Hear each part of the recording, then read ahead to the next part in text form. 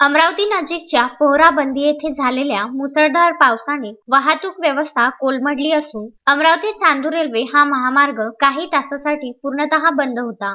अमरावती रस्त्यालगतच्या मूर्ती नाल्याला यावेळी चांगलाच पूर आल्याने नागरिकांच्या घरात पाणी शिरले होते। तसेच पोहराबंदी ते भानखेडा रोडवरील आंबेडी नदीला सुद्धा पूर आला। पावसाचा जोर सतत वाढतच असून शेतकऱ्यांच्या व नागरिकांच्या चेहऱ्यावर चिंतेचे वातावरण दिसत आहे।